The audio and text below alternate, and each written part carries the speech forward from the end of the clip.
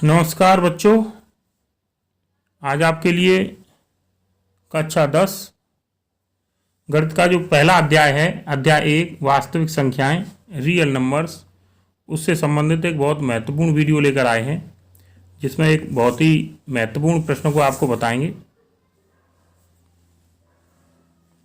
चलिए तो देखिए, एक प्रश्न है, सिद्ध कीजिए कि √3 एक अपरिमेय संख्या है। आपको इसे इरेशनल नंबर प्रूव करना है √3 को। और ये प्रश्न 2019 और 2020 लगातार 2 वर्ष आ चुका है, आगामी बोर्ड परीक्षा के लिए बहुत महत्वपूर्ण है। चलिए देखिए बच्चों, इस प्रश्न को प्रूव करने के लिए सबसे पहले हम मान लेते हैं कि मान लिया जो √3 है वो एक परिमेय संख्या है, इसको हम परिमेय मान लेंगे। अच्छा, जब ये परिमेय संख्या होगी तो फिर ये किस तरह की होगी कि √3 होगी P/Q तरह की। प्रत्येक परिमेय संख्या P/Q के रूप में लिखी जा सकती है, जहाँ की P और Q पूर्णांक हैं, Q 0 के बराबर नहीं है और P व Q में कोई उभयनिष्ठ गुणनखंड भी नहीं है। हमने √3 को एक संख्या माना जो कि परिमेय है, P/Q प्रकार की है, P और Q पूर्णांक हैं, Q बराबर नहीं है 0 के, और P और Q ऐसे हैं कि इनमें कोई भी उभयनिष्ठ गुणनखंड नहीं है।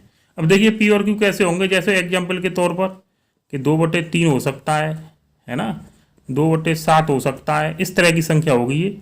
मान लो 9/17 है, क्योंकि इनमें कोई भी उभयनिष्ठ अर्थात कॉमन गुणनखंड नहीं है। और किस प्रकार की नहीं होगी P/Q? ऐसी नहीं होगी कि जैसे 2/4 है, ये कट जाएंगे, है ना, 3/12 है ना, 9/18 है या 9/12, इस प्रकार की ये नहीं होगी, है ना। चलिए, तो ये आशा है आपकी समझ में ये आ चुका होगा। तो चलिए बच्चों, अब देखते हैं। तो सबसे पहले √3 को हमने माना बच्चों P/Q।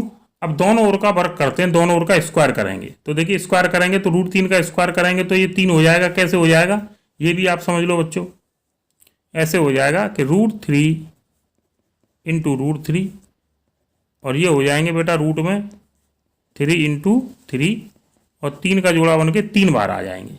तो इस प्रकार √3 इंटू √3 अर्थात √3 का स्क्वायर वो 3 हो जाएंगे। तो 3 इक्वल टू, और उधर का स्क्वायर करेंगे तो P²/Q²। अब देखिए बच्चे, दोनों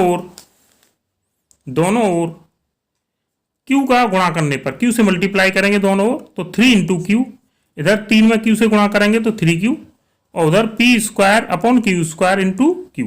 तो Q से एक इसकी पावर कम हो जाएगी, ये P²/Q आ गया। तो प्राप्त होता है बच्चों हमें 3 into Q equal to P²/Q। अब देखिए, अब पहले इधर LHS की बात कर लेते हैं कि 3 और Q का मल्टीप्लाई हो रहा है, 3 इंटू Q है, तो 3 व Q दोनों ही पूर्णांक है। तो जो 3Q होगी, अगर दो पूर्णांकों का हम गुणा करें तो हमें एक पूर्णांक संख्या प्राप्त होती है। जैसे कि अगर हमारे पास बच्चों दो पूर्णांक है, एक 2 है और एक 5 है, इनका मल्टीप्लाई करेंगे तो 10, जो कि एक पूर्णांक संख्या है। तो इसी प्रकार जब हम 3 और Q का गुणा करेंगे तो 3Q एक पूर्णांक संख्या प्राप्त होगी। तो कुल मिला के ये है कि LHS हमारी एक पूर्णांक संख्या है। अब जरा RHS की बात कर लेते हैं P²/Q की। तो क्योंकि P और Q दोनों में कोई उभयनिष्ठ गुणनखंड नहीं है, कॉमन फैक्टर नहीं है, तो इसका मतलब यह है कि P²/Q में भी कोई कॉमन फैक्टर नहीं होगा। जैसे कि फिर से समझिए इसे, कि अगर 2/3 में कोई कॉमन फैक्टर नहीं है तो बच्चों 2 का स्क्वायर कितना हो गया, 4, ठीक है, और 3। तो P²/Q इनमें भी कोई कॉमन फैक्टर नहीं होगा। अगर हम ऊपर वाले का स्क्वायर कर दें तो भी वो नीचे वाले से डिवाइड नहीं होगा, ठीक है। चलिए, तो कुल मिला के बात यह है कि P² और Q में कोई भी कॉमन फैक्टर नहीं होगा। और जब इनमें कोई कॉमन फैक्टर नहीं होगा तो क्या होगा कि P²/Q एक भिन्नात्मक संख्या होगी, एक फ्रैक्शनल नंबर होगा, ये पूर्णांक नहीं होगा। तो अब देखिए, LHS तो हमारी ये कह रही थी कि ये पूर्णांक है, RHS पूर्णांक नहीं है। तो इसका मतलब क्या है कि ये दोनों आपस में समान नहीं होंगे। इसका मतलब है कि 3Q is not equal to P²/Q, ये दोनों आपस में समान नहीं है। अब हमने तो क्या माना था कि ये √3 एक परिमेय संख्या मानी थी, और उसी से ये सब प्राप्त हुआ था। अब ये बात क्या हुई कि ये LHS और RHS बराबर नहीं आ रही है। इसका मतलब ये स्टेटमेंट कैसा है, गलत है, हमारी परिकल्पना असत्य है। तो हमने जो भी माना था शुरुआत में वो असत्य है। तो अर्थात हमने माना था कि √3 एक परमेय संख्या है और ये असत्य है, तो इसका मतलब √3 एक परमेय संख्या नहीं है। तो √3 एक परमेय संख्या नहीं है, तो √3 कैसी संख्या होगी? अपरमेय संख्या। तो अर्थात √3 कैसी संख्या है? अपरमेय संख्या। तो √3 एक इर्रेशनल नंबर है। बस यही सिद्ध करना था। चलिए, बहुत बहुत धन्यवाद।